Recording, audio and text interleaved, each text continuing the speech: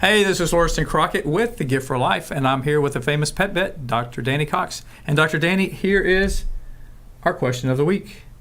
And we don't think about it that much. What is the most common parasites that our pet can come in contact with during the summer months? Well, it depends on what type of, where you live in the summer months and what type of parasites environments you live in.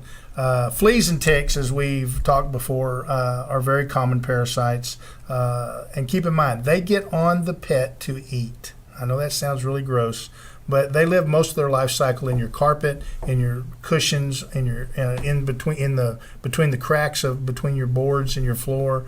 That's where those parasites live. But when the temperature gets up around 85 degrees, they get really active, and then the dogs will go down into the creek beds or out in the woods, and they'll get these ticks, and the ticks attach to the pet to eat, and then they fall off. Well, where do they fall off? When they come back in, crawl up in your bed. So keep that in mind. Nice. Yeah. Intestinal parasites, certainly dogs go out and swim in the creeks and ponds sometimes. They can get Giardia. They can get coccidia.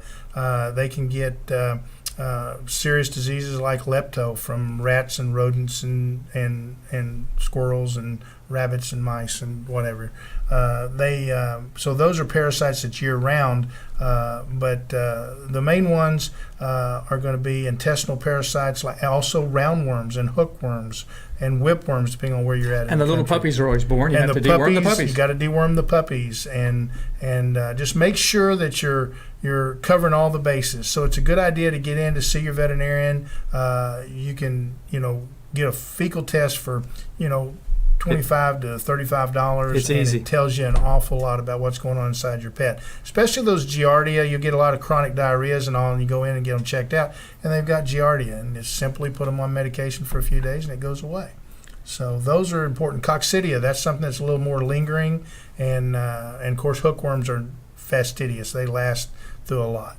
So those are the common parasites you see year-round, but in the summer months, your dogs are more active. They're outside. They're in where the ticks are. They're in where the fleas are. Right. And they get into those ponds and come back, drink the water, and come back with all that. And standing water during rainy season is bad, too. So let's be aware of those parasites. That's some great information, and that is our question of the week.